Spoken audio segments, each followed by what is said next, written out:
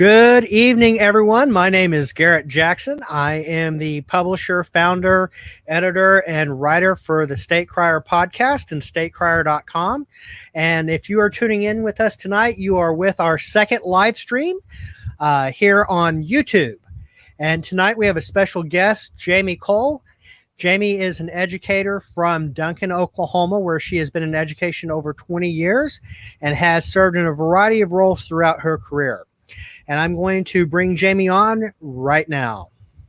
Hi, guys. So, Jami, we know a little bit about you from my intro. We know that you were born, you came home from the hospital. In your own words, tell us a little bit about yourself. So, my name is Jami Cole. I am the administrator for Oklahoma Advocates, which is a Facebook group mostly made up of educators, administrators. We have 63,000 people in there right now.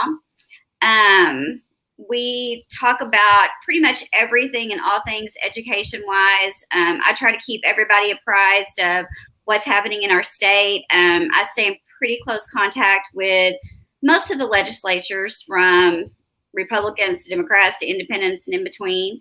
On a personal note, I've been married for 30 years. My husband and I are turning 50. He turns 50 August 11th. I turn 50 August 15th of this year, this summer. I have two kids, Cody, who's 27. I have a daughter that's 23, Keely, and two dogs who pretty much run the household and run my life right now. So that's pretty much me in a nutshell. And I've taught for over 20 years. Good deal. And just so everybody's well aware, I am also a school teacher. I am employed by Lawton Public Schools. And so just as a full disclosure, we're going to be talking about education this evening at the state level.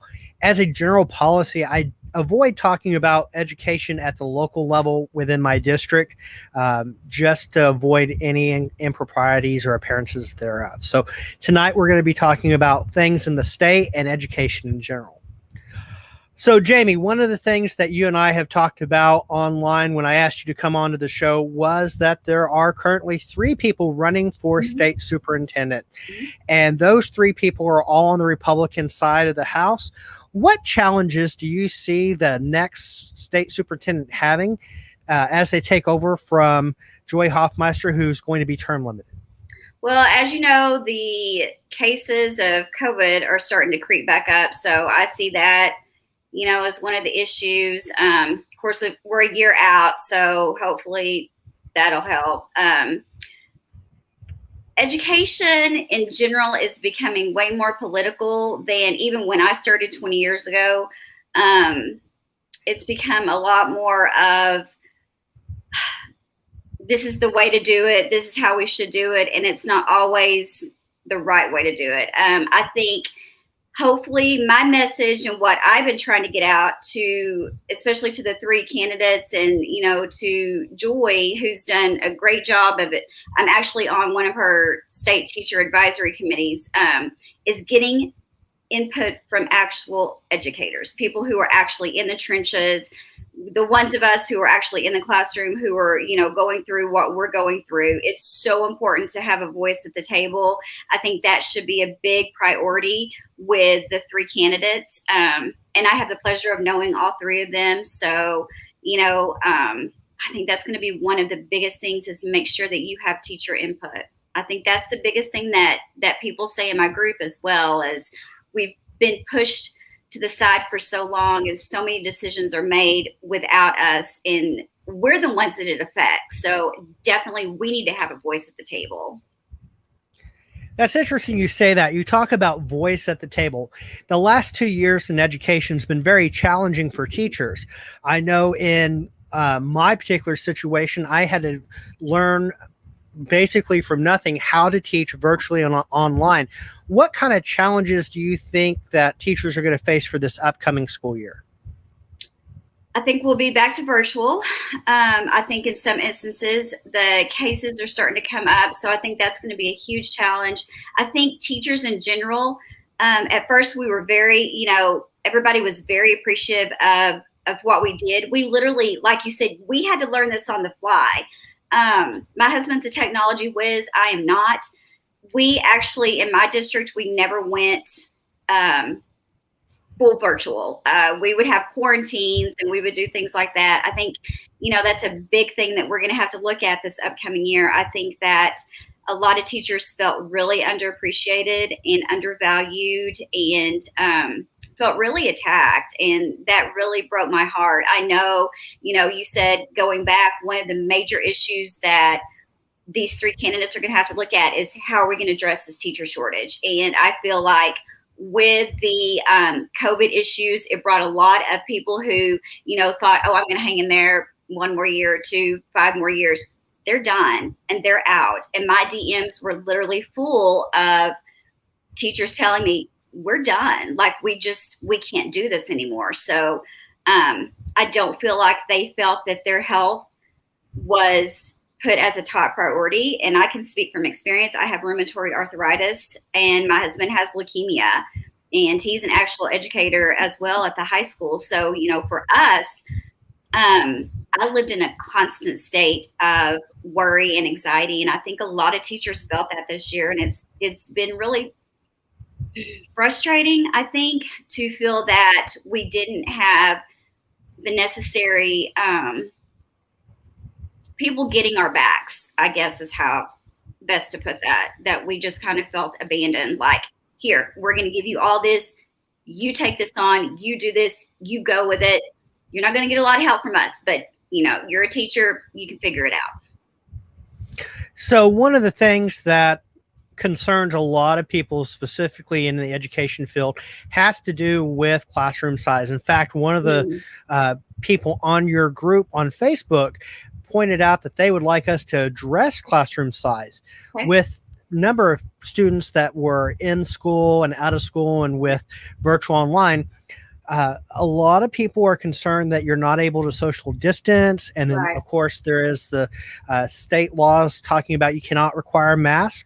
First question, are you planning on wearing a mask when you go back this fall? Yes, I probably will. I have been vaccinated. My husband has been vaccinated as well, but I teach 5th grade. So my kids cannot be vaccinated. I have had COVID. I actually caught it. I know I caught it from school. So I'm kind of feel like I'm pretty safe, but my classroom is tiny. Last year I had 23 kids. This year it could be 25 to 30. And that there's no way to social distance. And like you said, that was a huge problem that we had. You cannot social distance in these classrooms. And when you've got them packed with 25, 30, 35 kids, there's absolutely no way that that's going to happen. And I took every mitigation step you can take. I was Cloroxing. My mom bought me a UV light that I would turn on every night before I, left to go home.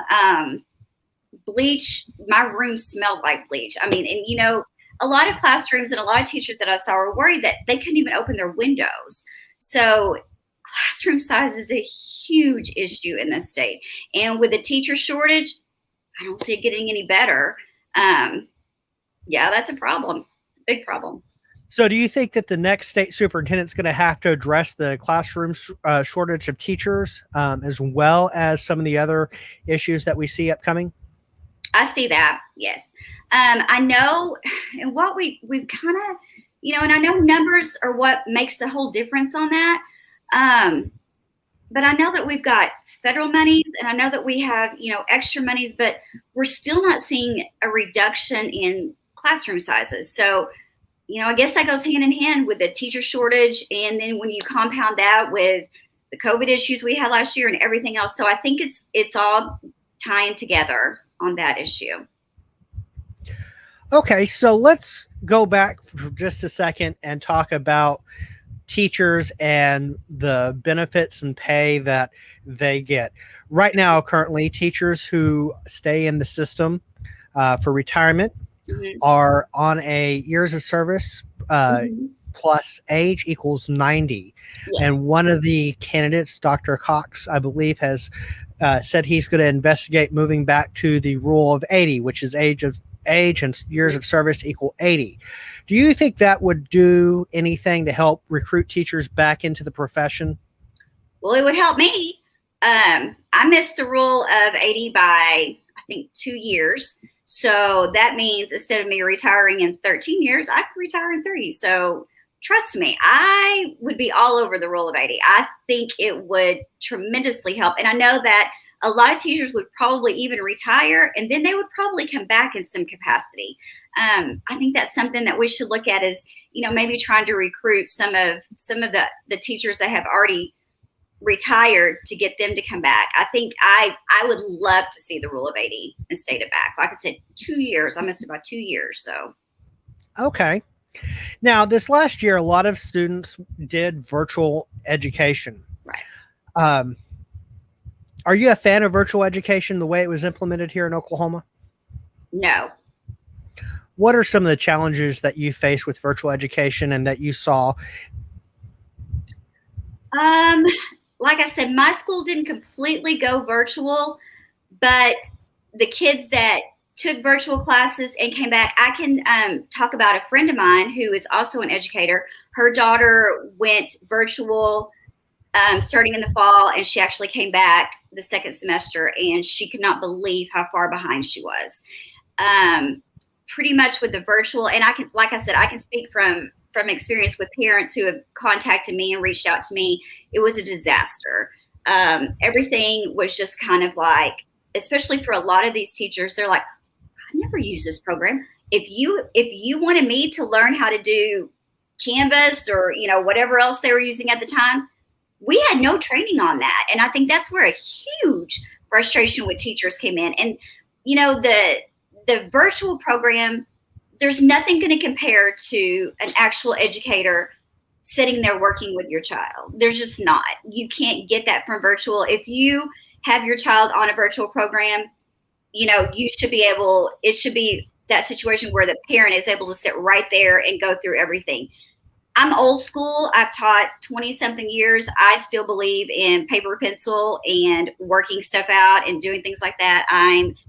I just don't think there's any comparison. I mean, I know we had to do it because of the situation we're in, and I completely understand that we didn't have a choice. We weren't given a choice in a lot of situations. A lot of teachers weren't given a choice. But as far as virtual, it's not something I would ever recommend unless there's something that could be beneficial to your child through it.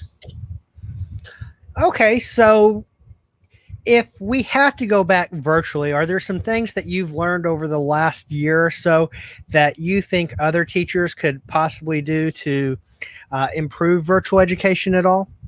Maybe have a network. I don't know how it worked in other schools. I can speak from my district. We had, I think, 3 people that did the virtual, an elementary level, junior high, and high school, I think. I'm not really 100% sure. And I know virtual teachers were assigned to those particular age groups, I think is how they broke that down. I think teachers just felt like they were thrown out in the cold and said, sink or swim. It was all so new to us, and it all came down really fast. And I don't think people had a lot of time to catch their breath. I remember learning how to do Zoom and then trying to figure out a place to do Zoom. And, I've got 2 dogs. I can't imagine having little kids running around and, expecting to teach a class at the same time. And I think a lot of people were expected to be either online for 8 hours, or they were expected to go up to their classroom in solitary confinement, basically, not interact with anybody and teach it from their classroom, which that wasn't an ideal situation for people either. So it really put a huge burden on these teachers, and it really, it just didn't work. I mean, it just didn't. We weren't taught how to do it. We weren't, and I think in our field, we are such perfectionists that if we see, something happening or something, we can try to get in there and control that. And that just wasn't possible this year. So I'm really worried about the numbers, watching them tick up if we end up going back to a virtual situation. I see. So if we look at what might happen and base it on what has happened, Okay. the challenges that we're looking at in the future, there's a lot of them that could happen. And one of the issues that has come up recently within the state of Oklahoma is Western Heights School District. Um, can we take a few minutes and talk about that and what's going on? And if you'd like, go ahead and tell us what's going on with that. Yeah, Western Heights, goodness. Oh my gosh, that's just an issue in and of itself. So they literally stayed virtual, as everyone knows, throughout the whole year, which was a disservice, I feel like, because most of the schools, we figured out, oh, we can bring, the kids back, especially towards the end of it. We should be able to bring the kids back and, let them have that experience. And my heart literally pours out to those Western Heights teachers. Like, I have so much love for them. And the ones that have stayed, I mean, they've lost, was it over like 100, 200 in the last 2 years? I've communicated with one of the teachers from there just last week, and I'm like, what can we do to help you guys? Like, it's been a nightmare for them.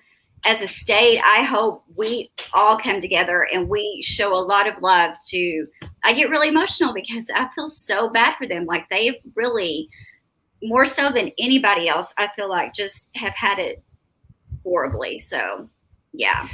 Is that challenge? I know that Joy Hoffmeister's going to end her term in after not this coming election, but a year from now. Right.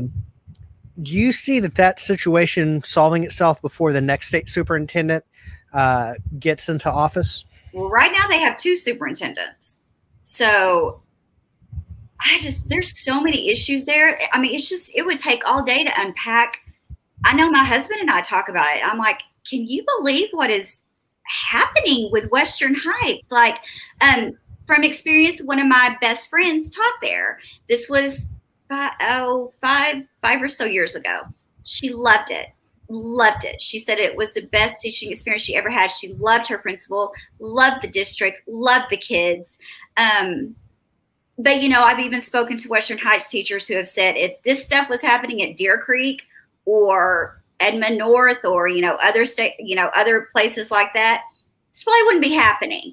So I think a lot of the teachers feel that, we have a school who have a lot of Black and brown kids, and what a disservice that's happening to these kids. And the teachers, they're so passionate about their babies. They love those kids like they're their own. And it's just really been a huge disservice. And how is this going to work with 2 superintendents? I mean, it's like we've gotten into some kind of a horrible tug of war, and who's caught in the middle? It's the teachers and the kids.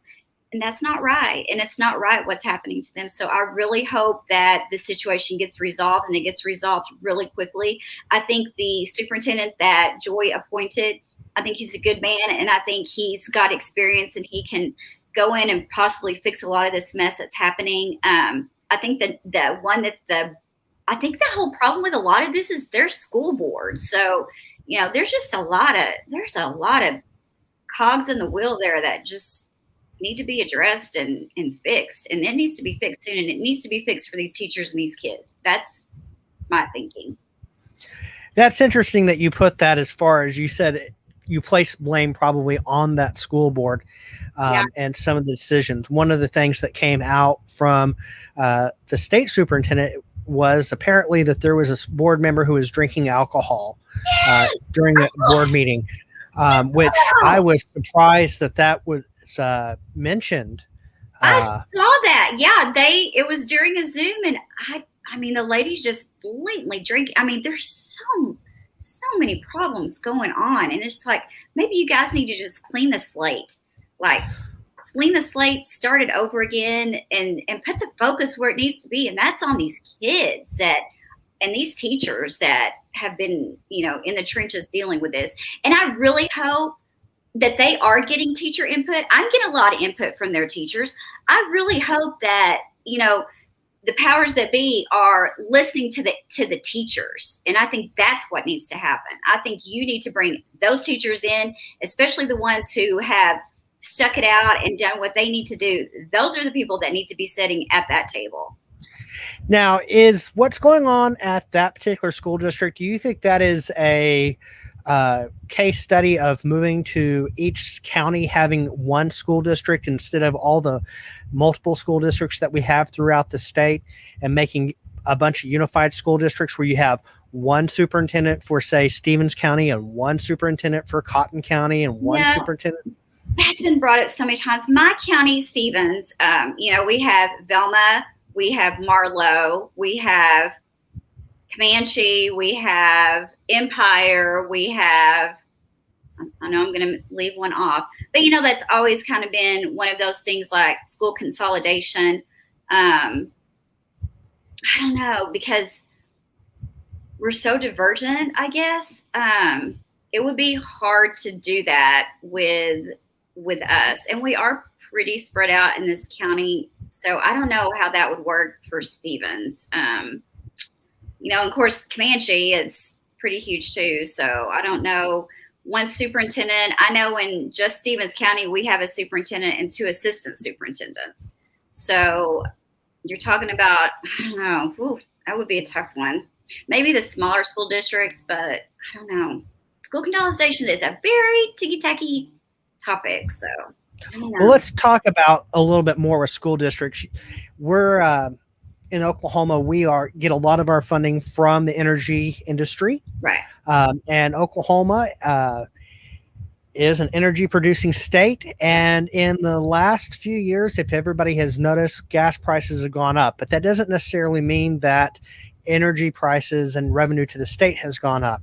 Right. We have a lottery that has been providing some money, from what some people argue goes mainly to higher education and not to secondary and elementary education. Right.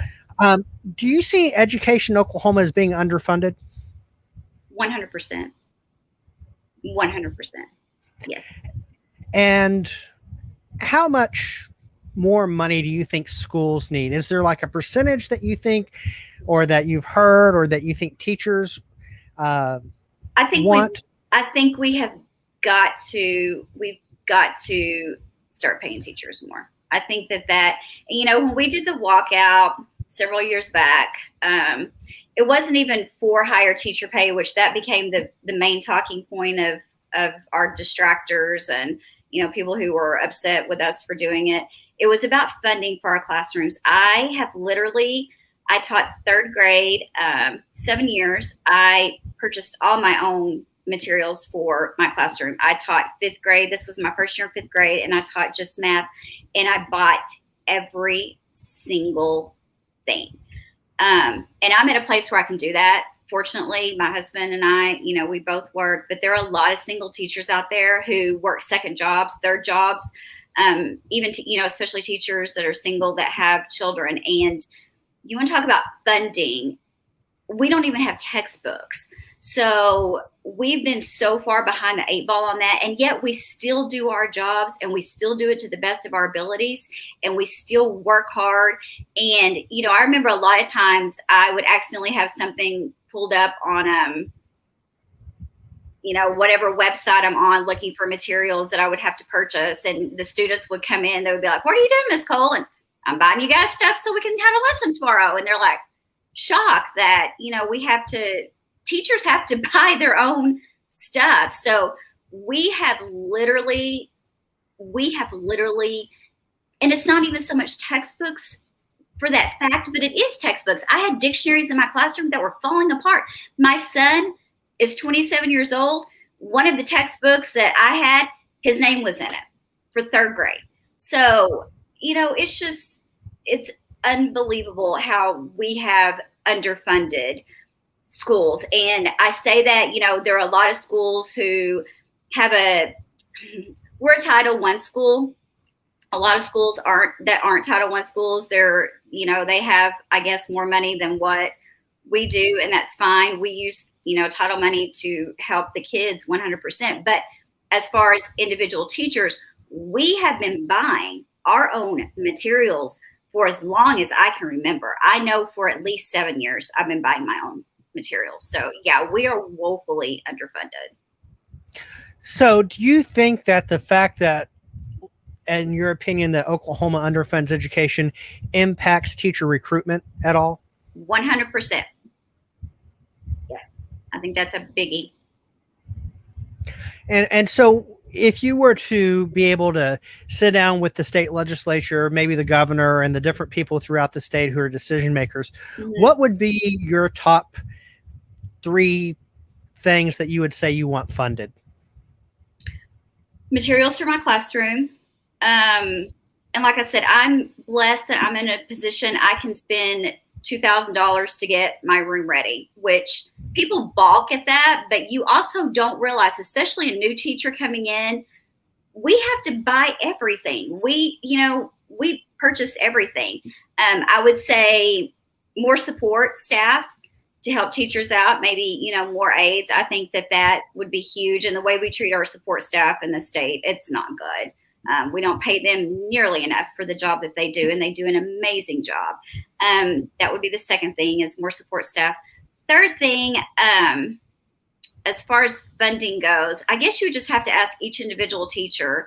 My thing would be, give me the materials and, then kind of let me do my job. But, we're very blessed at the district I'm in. We are this year, a lot of school, I think just about every school in Oklahoma, we're going to be able to get federal funding. We also passed a bond grant at my district. So, if it wasn't for bonds and this federal monies that we have coming in, it's consistently been, who are we going to cut? We're going to cut education. And we have got to get out of that mindset. And the legislatures and the governor and everybody else that makes the decisions have got to get this figured out, because we're not getting teacher recruits. This is the lowest recruiting class and it's just getting worse every single year, but we're not graduating teachers. We're just not. They're not interested in education. So we got to get this figured out. Between the teacher shortage, everybody retiring, and here we go with having hardly any graduates for education, which that brings up testing for teachers, if you haven't brought that up yet. Well, let's move to testing. Now, one of the things that, since I have lived outside the United States and have taught overseas on the island of Saipan, I was required to take the praxis in my discipline, and I'm a special education teacher. Right. So I've not only taken the Oklahoma subject area test, the OCAT, and the OPTI, but I also had to take the same batteries that the praxis offers for pretty much most other states. Right. Recently, there was, I believe, legislation in the state. I believe it was the state Senate, maybe the House. I don't remember off the top of my head. Removing the OGAT, the Oklahoma General Education Test. Right. That's the PPAT, I think. Is that what it's going to? The PPAT? I didn't see what they said in the article I read, but it said it was unneeded. Do you think that the testing that we do for teachers to ensure that they are up to the standard, is that adequate to what we have?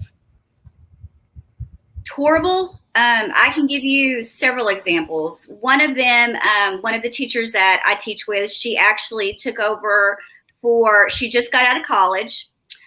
She has taken that test. She passed the one, I think the OPTI or whichever one that is, but the one she had to pass was the early childhood.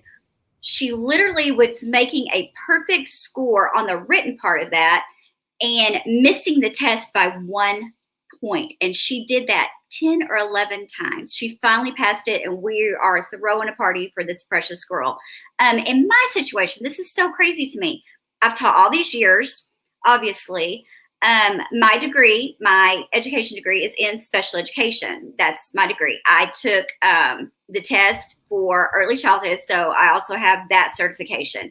I'm going to have to teach 5th grade from 3rd grade, I'm going to have to take the whole elementary education. I'm not teaching at middle school, but yet I'm going to have to take this 2-part test, which I may or may not pass, even though I've been teaching all these years, and my degree is for birth to 21.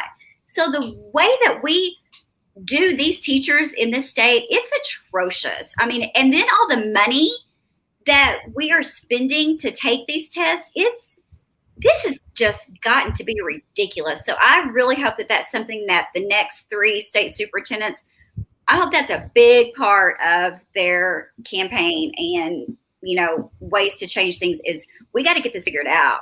I mean, we are over testing teachers, not just students, but we are legit over testing teachers. And I've spent $300 plus have books given to me just to study up and practice for these tests that I'm going to have to take for me to go up one grade. I mean, it's just ridiculous to me. So yeah, testing is it's a big with me right now. I see. So, what about using something like a national board certification as if you've passed the national board certification to go ahead and get you certified in those other areas that you're missing? Let's say you're nationally board certified in third grade. Do you think that should count for fifth grade or all of elementary? 1,000,000%. And that's really, it's really sad that legislation didn't go through either. Claudia Swisher, who is amazing, a big proponent of the national certifications. She does so much with that, and she works so hard, and it literally got right up there and didn't pass. I mean, that's absolutely heartbreaking for these teachers who go do all of that work. And then, they used to get a stipend for it, and I don't even know if they're getting, I think they used to get like a $5,000 stipend, if I'm correct. And I don't think they get anything anymore. So that's been a crying shame as well. Again, legislation. So one of the things that we're looking at in the state is that there has been a push by some to remove from, I guess, the election process, the state superintendent, and make that an appointed position. Is that something that you see as good or bad for education, and why or why not? Horrible. Absolutely horrible. I will fight tooth and nail on that one. We cannot do that. I mean, that needs to be because how fair is that? Honestly, I mean, to take that away from us, we should get to go vote on that. I think we should be able to vote for our school board, our state school board. I don't think that should be an appointed position. I think it does a huge disservice to us. I absolutely know. I will fight hard on that one. So we do not need to. That does not need to happen, because you get a governor in that's anti-education, or something else happens. Absolutely not. And I've always felt that, and Joy has done an amazing job. But she had a background with the Cumin and some other things, for education.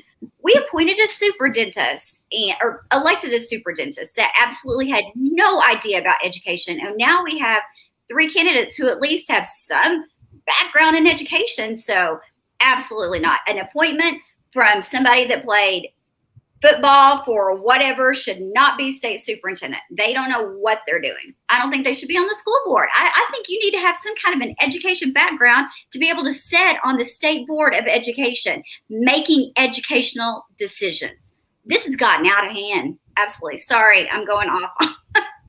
I'm very passionate about that. That's okay. No. Now, you mentioned Dr. Barisi for just a moment, and she was unseated by Joy Hoffmeister. Mm-hmm. And of course, I've mentioned several times that Joy Hoffmeister will be term limited out. Right. The policies of education in the United States, though, for the last 4 years have been by Betsy DeVos. Right. And I have not found very many teachers who can speak highly of her. Horrible. Do you think that is a tenet of the conservative, or just particular people as far as who's in charge in education? I don't even know. I mean, again, another person appointed who has no clue about education, and especially public education. It seemed like her whole goal was the privatization of education, which a lot of teachers in this state feel like that's becoming part of the goal for us as well, is to turn public education into private education. The big vouchers, we go through this every single year, fighting these vouchers. No, we absolutely do not need an appointment. And I really, the new appointed person that took Betsy's place, he actually has a background in education. So, I mean, this is what is so important. And this is what I keep trying to tell people. You have got to start getting people in. I'm not going to go tell my doctor what drugs to prescribe to me. I'm not going to go tell my banker what to do. It's like, why does everybody else feel that they can tell teachers what to do and how we should do our jobs? No, we've got to start getting people into these places that understand about education. And we serve in the public education realm over 700,000 students. 700,000, maybe more than that by now. And we're not putting them first, and we're not thinking about them first. We've gone so far off of left field. It's got to get turned around, and it's got to be brought back. The ship has got to come back into shore. Okay, and you mentioned something that I picked up on that a lot of people outside the state may not be aware of, but those of us in the state are, and that has to do with charter schools. And one of the biggest names in Oklahoma is Epic Charter Schools, and there's been a number of issues that have come up with them. Right. From a public educator standpoint, what is your view on charter schools? And can you talk a little bit about why you feel the way you do? Right. So my main issue, and let me just be honest, I have a cousin who has been with Epic since the beginning of it. In fact, I actually, years ago when it first came into the state, had thought about going and working for Epic. My problem with Epic has always been that two men have become millionaires off of this model. That's not right. They have taken so much money away from, and they are a public charter school, which they get public dollars for that, but yet the two owners of it have become multi-millionaires. And that, to its core, that is not right. And I will never agree with that. Now, they have made changes. They have taken, those two out of the picture pretty much. And I think that they want to start writing some things and fixing some things. And I think that's great. If a lot of parents don't want their kids inside a building, especially with COVID and everything that's happened this year. I completely understand that.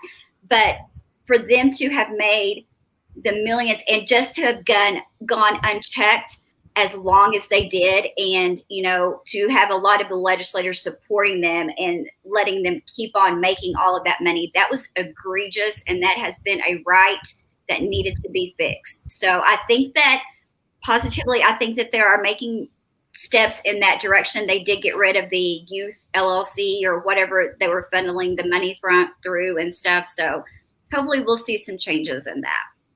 Okay.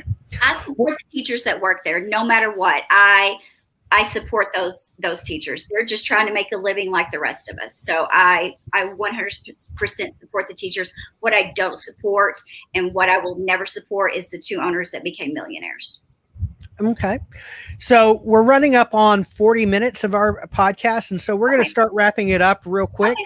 And so what I'd like to say is there anything that we did not cover question-wise that you'd like to take a few minutes and talk about? Because as good as I am about asking questions and going through my list of things to discuss, I may have missed something. You've done great.